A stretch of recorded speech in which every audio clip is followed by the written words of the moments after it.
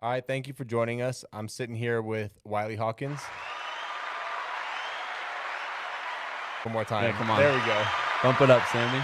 Well, it's Wylie, Hall of Fame producer, senior vice president, I think, or executive, whatever. Your team's helping 800 families a month now, right? Yep. And you just got back from. I had to take a bunch of notes because this is crazy. So, this month you went to Alaska. Yep. For 7 days. Mm-hmm. Came back to Colorado. Worked in Colorado for 2 days. Went to Wyoming for 1 day, and then flew to Hawaii for 18 days. Yes, sir. And then yesterday was Sunday, and you just walked into the office. I'm like, we have to do a podcast. And Wiley's a trooper because he was like, no, I don't want to. I've only slept for like an hour in the last day. And I'm like, here, drink, show them your rock star. He gave me this, and I think it has like nitrogen in it because I'm feeling a little wild right now. So It has 250 milligrams of caffeine, so we'll be able to get through at least most of this, I think, before Wiley falls asleep. yeah. You'll know when I conk out, guys. But you ran on Sunday, which was yesterday, and then because you wanted to run on Sunday, you had to take a flight that went from the Big Island to. So it went from the Big Island, then to Honolulu, which is essentially Oahu, and then Oahu to Seattle, and then Seattle to Denver. And Which was 14 hours, right? 14 hours, dude. And I can't sleep on planes. Like I was telling you, I was just stuck in the middle between like these two nice Japanese ladies. And they were conked out, and I'm sitting there with my knees like in my chest, just praying that I went to bed. But yeah, a couple hours of sleep, and now we're here. A couple hours of sleep, and then you drove to the Denver office. Now we're going to talk about this. So, Yes. what we wanted, which was cool, and I'm glad you came in because can you go through? And I wrote it down because we went through it beforehand. So, when you were in Alaska, you helped 36 families there in 7 days. Yep. And then when you were back in Colorado and then went to Wyoming, you helped 18 families Yep. In 3 days. Yep. in 3 days. And then in 18 days in Hawaii, you helped 44 families. Mm-hmm. But when you were in Hawaii, you only ran in the field for 8 days because you also went there. It was your girlfriend's spring break, and you guys had some time to enjoy yourselves, right? Yeah, which was super nice. So dude, this is really cool because I'm an idiot. And I only did travel trips in like Ohio, Indiana, Michigan, Yep. Oklahoma, like South Carolina. And then I did travel trips when I was in South Carolina to Colorado, which was like the coolest travel trips I did. Right. And you went to Alaska and Hawaii in the last month, which is a lot of people want to travel to those places, which is cool. This job gives you the flexibility to do that. So let's start with Alaska. I guess, first of all, what did you do to get, how was it? What did you do to get leads? Like, tell us about Alaska a little bit. Yeah, absolutely. So we have an agent here in the office, Clint, and about like 3 months ago, he's like, "Hey, dude, I'm gonna go to Alaska," and I'm like, "What?" I'm like, "Why would anybody want to go there?" And then he ends up going out there, like he's sharing pictures and stuff. I'm like, "Man, that looks like amazing and beautiful, dude. Like, why don't I go?" So I looked at the CRM, and then I saw that it looks like there was no agents out there. There was tons of leads. And then I looked at like doing a mail drop out there. So I ordered a mail drop, and then those started trickling in. And once I got around 40, mortgage leads, I just booked a flight and then supplemented with CRM. Mm-hmm. And then, booked it just for 1 week. And then I can I think the best story is going to be my first appointment if you want to hear. Okay. Which, for anyone that doesn't know, Alaska is beautiful, by the way. It's so gorgeous. It's slept on. A lot of people think it's going to be like rainy and gross, but it was one of the most beautiful states I've ever been to. And you even went in the wintertime. Like most people, I've been there in the summer. Have you? But I wasn't ever smart enough to go and run business there. Yeah. And make sure that I could, still provide for my family while I was on travel. That's the smartest thing ever. And you were able to have fun still. So what's the first story like from there? Yeah. So I arrive in Alaska, and the first thing I'm thinking is just going to be pitch black, but it was actually, fairly light out for most of the day. So I end up calling my first day out there, and I'm looking outside the window, and dude, like you'd imagine, there's about 6 feet of snow. Like when I'm walking around, it's just as tall as me, and I'm like, okay, we're definitely here in Alaska. And then I go to my very first appointment. Her name's Connie, and she's just a sweetheart. She's from Arkansas, and she's like, "Yeehaw, I love Alaska." And I'm like, "Man, you're awesome." So long story short, like I end up helping her out with, some coverage. It was just to protect her son, make sure that she could keep her house, or he could keep the house if something happened. And she's like, "God bless you, Wylie. Like, I appreciate you so much. I've never had, any type of insurance." And she's like, "Will you come downstairs with me? I have something to give you." I'm like, "Okay, sure." So we walk downstairs, We go into her garage, and then you know those like really big refrigerator coolers that sit on the ground? Mm-hmm. She's like, wait right there, mister. I'm like, okay. She walks over to the refrigerator cooler. She opens it up and she pulls out a big moose like hoof, dude. And she's just like, hold this.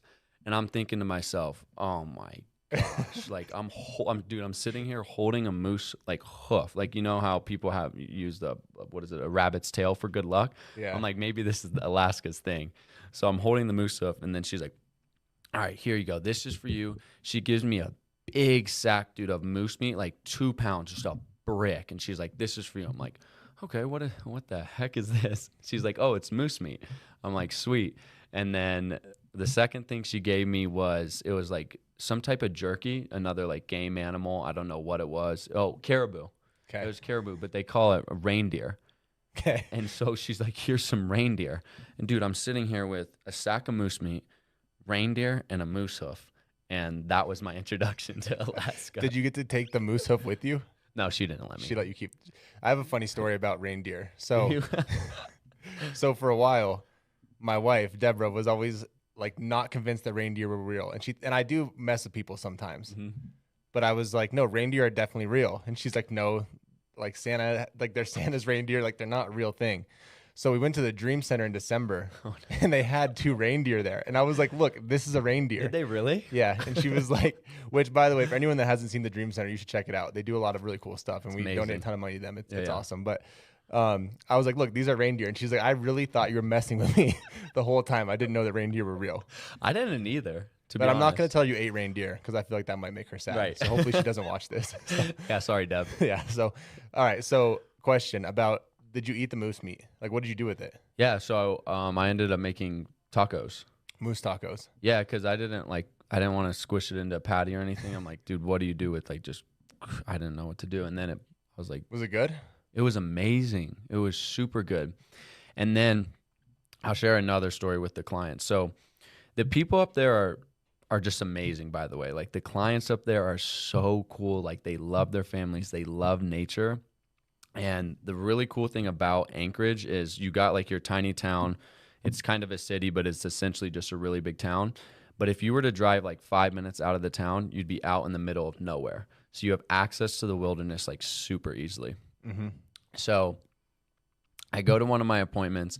I'm sitting down with this younger couple, and they're like right on the border of the wilderness. And they have like 3 dogs.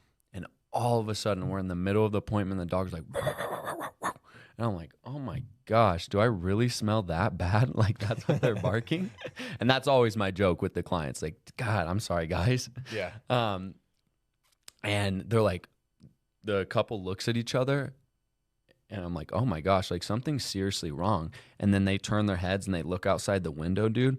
And there's this gigantic moose that just hops over their fence, and the dogs are like running outside. And so the moose and the dogs are like sort of like trying to play with the moose, but the moose is not having it and like putting its feet up like this. And I'm just sitting there like, oh God, like, dude, I need to help you guys with life insurance, and this moose is like trying to stomp out your dogs. So that was another. Did they cool get the story. dogs?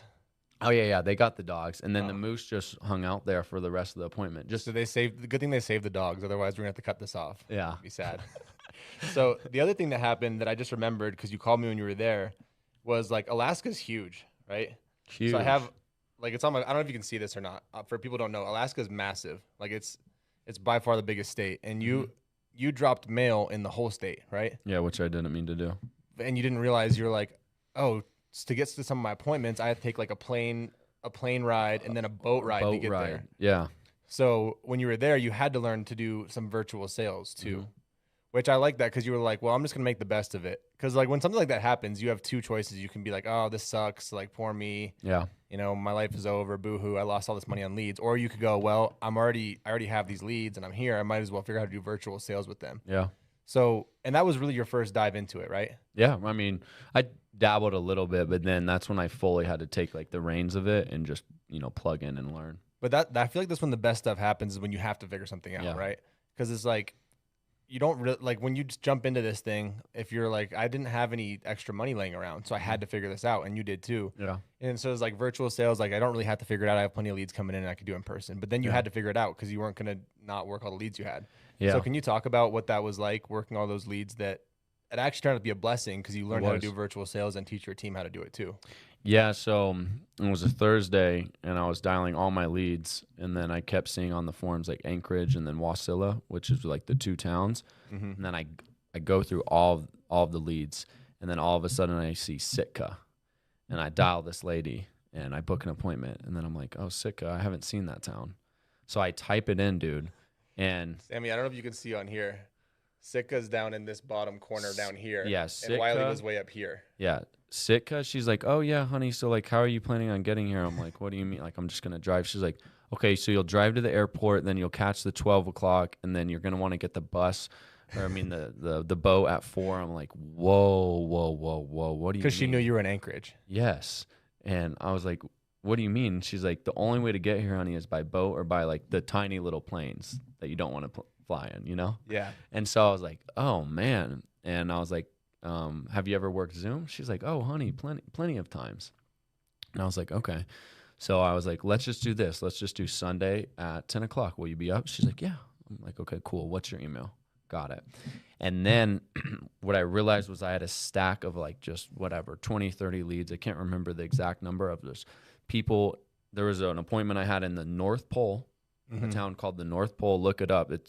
They actually like theme park it like the North Pole, which is sort of cool. But everywhere in Alaska, like which that one was like a 10-hour drive, right? Yeah, it was like 14 hours. 14-hour drive. And and I feel like you have to have a med kit, and you have to have like when you drive out there. Snowmobile. Yeah, if you get stuck. So I had all these leads in the middle of nowhere. I'm like, I'm not driving to all these people. So I just called them all up and set, Zoom appointments with them, or just like, call to close telesales. And they were all really open to it. And then what I learned, dude, was on Sunday when I was sitting down with them, I realized that they had to do business like that. Like that was what they were used to. So it would have been weird if I actually came out. Because most of the people were just buying homes. And I was asking them like, oh, how'd you buy the homes? Or they were just sharing the story of how they bought the home.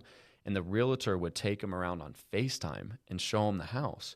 And I was like, people are buying $400,000 houses over FaceTime. They can buy an insurance policy over Zoom with me.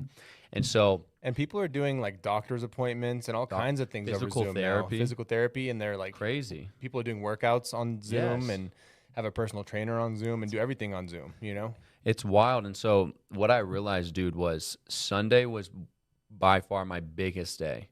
And it was all Zoom, where I had appointments from 8 o'clock in the morning till 6 at night, hour by hour, boom, like chopping them down. And I remember sitting there, almost every single one of them showed up. And what I always do is I do 3 text reminders, just like if you're going to a doctor's appointment. So right when I get off the phone, I shoot them a text with my license information. 12 hours before, I shoot them a text, and then an hour before I shoot them a text, or 6 hours before, whatever it is. So always 3 text reminders, which I do believe helps. And then what I realized on Sunday was I just had an 8 o'clock help them, 9 o'clock help them, 10 o'clock help them, 11 o'clock help them, 12 o'clock help them, 1 o'clock help them. And I was like, dude, am I like this good? And then I had like 2 or 3 no-shows right after that. And then I helped the last 2 families. So I helped about like 8 families that day. And what I realized was if they didn't want the insurance, it's not like I can just knock on the door and sort of like just let myself in. They actually actively have to take the act to hop on the call. And so right when that psychology clicked, like if they didn't want it, they wouldn't be on this call. It allowed me to be so assumptive. I could ask questions so directly. They already knew what they wanted. And it was a lot more personal because we could still see each other. So it was still like in home. But that was the biggest takeaway that I learned from Zoom. And I was able to, hit about probably 100,000, in terms of like miles and coverage. I would have had to do a week-long trip to get to all those people, but I did in a day. Right. And that's the way I always thought about in-home. I'm like, well, if they book an appointment with you, then let you in the house, then sit down with you, like, why would they not want to buy insurance? They obviously want it. Yeah. And it's like another level. Like they have to literally get on Zoom, log in, and be there. It's like, why would they not buy if they're going to do all that, right? Yeah. Dude, you mentioned those planes. When I was there, I went there with my dad. We went on a fishing trip. And the ones, I forget what they're called. They're like the boat planes, though. Yes. They're little. Tiny. They're scary. Yeah. So we went on one, and I took my dad on this fishing trip, which was it was fun. And the pilot was like flying all around, and then he was like, "You see that pond there? It's like a beaver pond." Mhm. I was like, "Yeah." He's like, "We're landing in that," and I was like, "That's funny." Is it tiny? Yeah, it's tiny. I was like, "That's hilarious." Yeah. And then he was like, "No, I'm serious," and I was like, "Dude, this guy's messing with me, right?" And all of a sudden we start going down, and we land in this little tiny beaver no. pond, and I was like, "Oh." And then he's like, "We have to take off back out of here," and I was like, "Dude, this is the How? craziest thing we've ever seen." Yeah. So I definitely thought I was gonna die that time. And Yeah. Anyway, so that was a memory I had from going on those planes. They Watch were out very for those scary. tiny planes, Yeah. dude. You never know. So, all right. So you wrapped up. I guess real quick before we move on, because this will apply to the Hawaii thing. How do you decide? Where to do mail drops with? There's a lot of companies out there that do it, right? So if someone doesn't know how to get a hold of one, just reach out to someone. Reach out to me, you, whoever. Your upline will know someone who can do it. But how did you decide to do these specific areas? Did you just want to travel there, or what did that process look like when you were figuring out where to drop mail at? My thought process was, where's the most underserved community, right? I'm like, where would no one ever travel to? And two things popped in my head. First was, who wants to go to Alaska? Because everyone has this stigma that it's Alaska, but I got to be honest, I could have a debate between what's more beautiful, Alaska or Hawaii. Yeah. Like, they're just both amazing. So I was like, all right, what are the most underserved communities? First thought was Alaska. So I was like, I'm going to look there. And then you can contact the mail drop company, and they'll actually like run data on how many households you can drop on, how much it's going to cost, like how many weeks you want to break it out into. So guys, if you just hit up, your upline or any direct mail company, they actually just give you all the data to work from. But my idea was just, where are the two, most underserved communities? And that was Alaska and Hawaii. And then I accidentally dropped in every single county and every single island and all over Alaska, but it ended up working out like amazing for me. And now, because you could do the Zoom sales, right? yeah, and the people that are in the Sitka areas, or there's this tiny little pocket in Hawaii that probably 50 Hawaiians live in, and I have like 5 leads from there. And I'm sure when I call them up, they're just gonna know, like, no one's ever gonna come out here. This is our only time to get insurance. Makes sense. And then you also mixed in doing CRM leads too, just so you had enough. And what was it like dialing the leads in the CRM? Was it similar to other ones, or was it? I'll tell you a story. I dialed a lead, and it was a 3-month mortgage leads. And so 3-month mortgage leads can be 3 months old or a year old or 2 years old, right? They're at least 3 months old, right? At least 3 months old, and they can be beyond. I call this lady. She's 36 years old. Okay. And call her, ring, ring. Hey, this is Wylie Mortgage Protection Office. Got your form here. She goes, are you guys serious? And I'm like, what's I'm like, what's going on? She's like, I sent that thing in like 14 months ago. And she's like, I've been waiting to buy this insurance. And on the phone, Zach, I'm thinking to myself, you're kidding me, right? And so I booked the appointment, go out and help her. Like, she's just such an amazing lady. And so what I realized with the CRM leads is the people that you book, it's the easiest appointment in the world. They're super grateful, just amazing people overall. But so that's what I saw. Because they've been waiting for someone to help them take care of it. Or they had somebody come out. I've had a couple appointments where they had someone come out, and at the time maybe they felt pressured or wasn't the right product, just not the right timing in their life. And so I just had to clean it up. And they already knew how important it was. They were just ready to buy at that point. Yeah, dude, when I started in the industry, all I ran was the 3-month-old and older mortgage They're leads. gold. And they were great. I mean, a lot of people, didn't get coverage in the beginning, and everyone was calling them. They filled out 10 leads, they get a bunch of calls, and then the calls stop, and they're like, "Uh-oh, I actually did want to do that." And then you call them, and then right time, right place. Exactly. I think the other cool thing from this is, like what you said, you're able to travel to those certain areas. If you don't want to travel to areas, you can do it over Zoom. Yeah. But it's very flexible, and you're like, I want to travel because I'm young and don't have kids. I'm not married. I can take my girlfriend with me. Yeah. But if you do have kids, or you can't travel, you can't go for a month and be all across the world, right? Then you can do the same thing over Zoom and from home. Yeah. So I think that's cool. So you came back to Colorado, Wyoming. Then you just helped out 18 more families, which we'll just kind of breeze by because you're in Colorado and Wyoming all the time. But Yep. I guess the one thing. So you went up to Torrington, right? Yes. Dude, I used to run Torrington, which is in Wyoming. They have the most bars per capita in the United States, is what they told me when I don't know if it's true or not. Maybe Samuel will have to look it up for us. But the guy that when I met with there said, we're only famous for one thing. You know what it is? I'm like, I couldn't even begin to guess. And he's like, we have the most bars per people in the United States. Really? And they have like 4 bars. So there's like no one that lives there. Well, I was about to say Yeah. there's only 4 bars. Yeah, there's like 200 people that live there. So you Yeah. went up there and helped 18 families and then went to So- Hawaii. Real quick on Torrington, I thought you were gonna say what they are known for is their streets are labeled A through Z, dude. Yeah. You remember A Yep. Street, B Street, C Street, D. So there's only 20. What is it? 26. Yeah. 26 streets. But the people up there are amazing. Like I feel like if I said your name, they would know you, and anyone that said Wylie, they would know us because at that point we've helped everybody in that town. Right. Yeah. So you went up there, helped a bunch of families, and again, you went in person there because it's only an hour and a half drive. Hour and a half. From Denver, right, Yeah. or from Fort Collins. So came back from that, and then you went out to Hawaii. So Hawaii, you were there for 18 days, but you took the first how many days to just spend time with your first 5 days, spend time with your 5, girlfriend, Yeah. which I think is important, right? Yeah. And that's why we work as hard as we can. So I mean, what was that like being able to take her there? Like, had she ever been to Hawaii before? No, dude, it was amazing because I think in the beginning of this journey, you know, you if you are in a relationship or have a significant other, you keep telling them like, I'm doing this for you, I'm doing this for us so we can, you know, have better things, experience new things. And to be honest, the last 18 months, we haven't really gotten to do anything. Like, yeah, we go out to nicer dinners. Like when we're at the mall, like we don't really have to think about what we're going to get, which is super, super amazing. But this was like the first trip that me and her really got to see the fruits of my labor. And that was just, dude, it was a blessing. Fun. Like no stress, no thinking, just all enjoyment. Like we could, like I went scuba diving. We went scuba diving together. I got scuba certified. I swam with manta rays.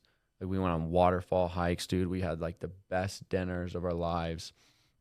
And she had a phenomenal time. Like dude, it was just amazing. Like it was incredible. Yeah. And then so she did that for 5 days. Then she went home, and then you stayed out there for another 10 days and worked. So what happened was she was there with me for 10 days. So for the first 5, I told her that I was going to be on vacation. And so we did our little thing together, and then I started working for the next 5 days, and then she sort of did her thing, which was super cool because then she got to be solo on the island. She got to do yoga. She got to go explore it on her own, do her own thing, and then I was able to work. So Got it. Yeah. And then you, from there, you helped 44 families. In the next 8 days, you were in the field. So, do you have anything? I mean, so I imagine it's a pretty big difference from what the people were like in Alaska to Hawaii, right? So, what was it like running out in Hawaii, getting around the island, that kind of stuff? What I realized is in Hawaii, people run on island time, which means like everybody's about ohana, which is super cool, family, right? Like what you'll realize is a lot of, people that live out there have about like 8 members in a household. So when you're sitting down with them, it means so much more. Like this protection means so much more than just covering their house. Like this is a generational home. This is, just a roof over their head for 8 people, not just 2, not just 1, not just 3, not just 4, but 8, aunties, grandmas, like, everybody. And the second thing that I realized the biggest difference in Hawaii compared to anywhere that I've ran is it's so expensive in Hawaii, the homes, where if someone did pass away, the primary breadwinner, most of the time the wife couldn't afford the home or the family couldn't afford the home without the breadwinner there. So if they would have lost that home, Zach, they would have never, ever, ever been able to get a home again because right now in Hawaii, it's probably between $700,000 to $1.2 million to grab a house. Yeah, it says the median house price right now is $1.14 million. The average sale price is $1.5 million. That's insane. Insane. So think about a blue collar family that if Bob dies, Mary's going to lose the home and then she has to find another one and she has to pay $1.4 million. So that was the biggest thing of how important it was for these families compared to anywhere else that I've ran. And it was just really amazing, dude, to see that, like, just like the family aspect.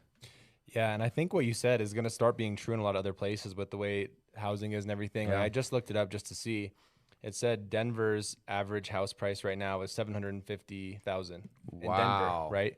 So it's going up a lot of places. So I think that's something everyone should keep in mind when you're meeting with families is look at how much inflation's gone up. You know, if something does happen, are you gonna be able to get this house back if it's at 700,000 instead of the 150,000 you owe left on it right now? It's a massive selling point for me. Massive selling point, yeah. So that's really cool. Awesome, dude. Well, do you have anything else you'd like to add? I mean, I think it's cool you get to travel and obviously you're recruiting, and if people want to do what you're doing, how do they reach out to you? Yeah, you guys can just call me. My number is 970-948-6022, or hit me up on Instagram, which will be posted. You know, the video is going to be live here. So Awesome, dude. Well, thank you for doing this. I know you have about an hour and a half worth of sleep in the last 24 hours, so I appreciate you getting on. And thank you for sharing the stories, dude. And I think this is the really fun part of